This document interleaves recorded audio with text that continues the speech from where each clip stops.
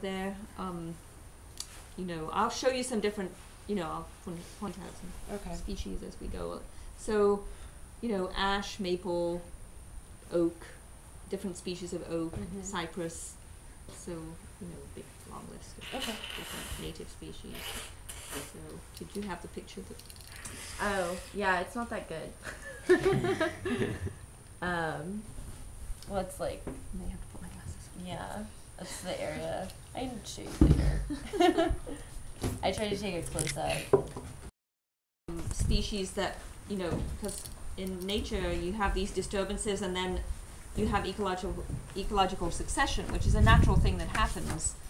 And if we didn't have species invading from other places like Chinese tallow and stuff, there are invasive species that belong here, and I'll point out some that, you know, that their job is to invade and start the process, and then other species come in and continue the process, and then you get the climax forest is the mature forest that you end up with, and then that could be a cycle, because then you might get another disturbance that would destroy the mature forest, and then you start over.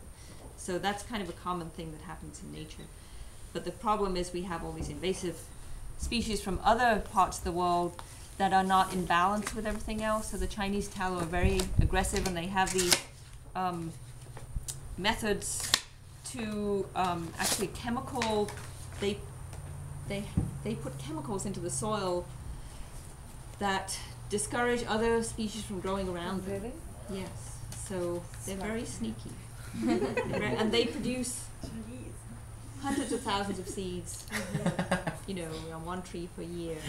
And the birds will pass them through their guts. They don't have a lot of meat on them, but the birds will eat them anyway and pass them through. And somebody told me they also go into their gizzards, and then they cough them back up again, but they get nutrition from them. And so then the birds go other places and deposit them, and they're still viable, and then they so they very effectively transported from place to place. What's the main wetland restoration strategy in an area that's bounded by a canal? Because I know that if there's no water flowing, there's no more sediment, and then the land just keeps sinking. Right. What is y'all's Mine. ongoing? Well, it's been very destructive, and so there's the type of restoration project called a hydrologic restoration, where you try to restore the way the water flowed in the past. Typically, those kinds of projects haven't been all that successful, because once you cut, the wetlands are very fragile, so once you start chopping them up with canals and moving the soil into piles along the edges of the canals, and you interrupt the water flow, it's really hard to go back and correct that, you know, like fix it. Nature doesn't really, you know, cooperate and allow you to fix that, because you've already screwed it up. It's kind of too late. So the pumps in Bayou Sauvage are an example of a hydrologic restoration, where they went, whoops, we built some big levees and now we've destroyed the marsh. We'd better do something to correct that. Well, they didn't really work. They didn't rebuild the marsh, and just like in the lower Ninth Ward, where it's, you know, turned to open water and it used to be a swamp. So what do you do to correct that? Like, nobody's quite come up with a good, I know Daryl's got some good plans afoot, but, you know, how do you rebuild what was there before? Like, is it possible to do that? So I know that's not a very good answer, but people haven't figured it out, I guess is the answer. Because we thoughtlessly chopped up places that were very fragile. Included these canals and spoil banks and levees, and the result is, you know, a landscape that's really mangled, actually. How much of that has to do, like, with the Water and Sewage Board?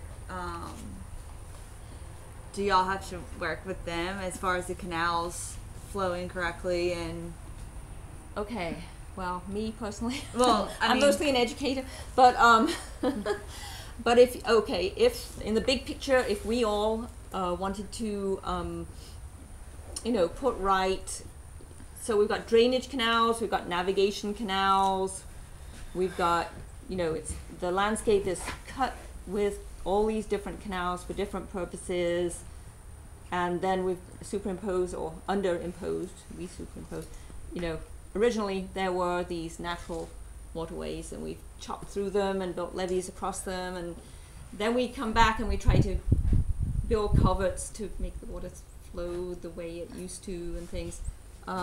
So I guess I don't know if there's been an effective way of working together, with the sewage and water board, correcting anything, like the draining New Orleans, the whole history of drainage of New Orleans. I don't know if you all have gotten into that one. I mean, that was a step-by-step process where people didn't really realize the consequences of doing that. And once you've done it, well, you kind of have to live with The consequences. what you did, which is a sunken city.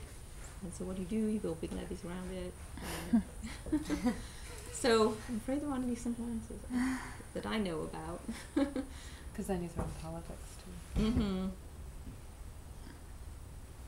So there's the shipping interests, there's the interests of having people live here, which we all are part of, and then there's transportation, and there's all these different things going on.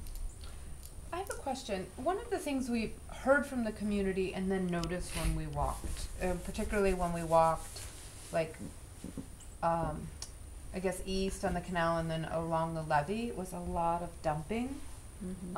Tires, furniture, I mean, just a lot of dumping. Has that ever been a problem in Bayou Sauvage? Yes, actually, Pond Dixon, if you want to talk to a U.S. Fish and Wildlife person, Pond Dixon might be the good person to talk to, and I'll give you his contact information.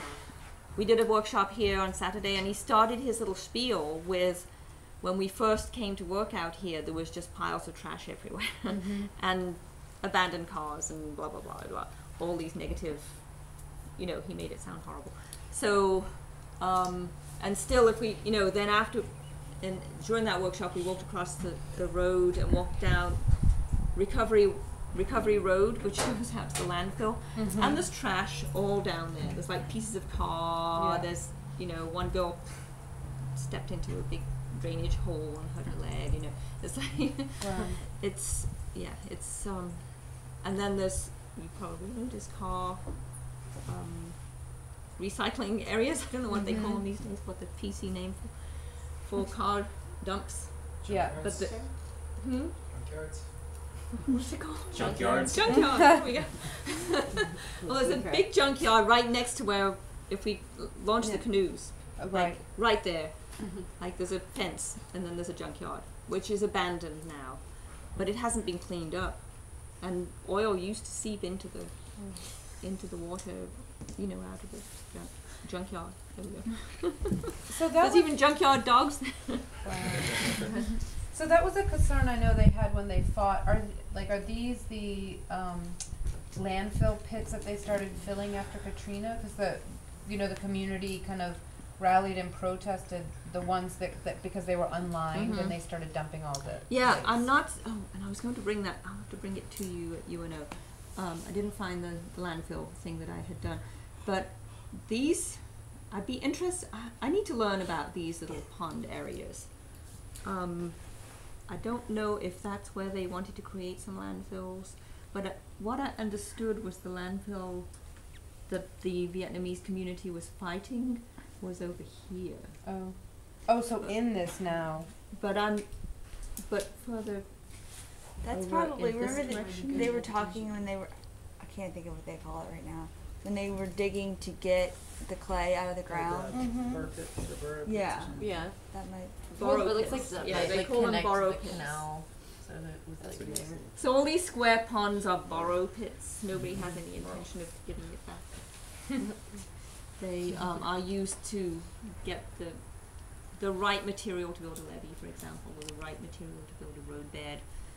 So they find the right material and then they dig the hole and take the material.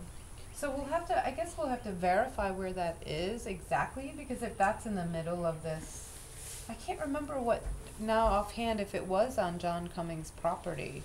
The one, that they were fighting, because then that would have been Yeah, here. I'll find the stuff that I had Okay. dug up, and I got it I off think the it internet. was, because I think,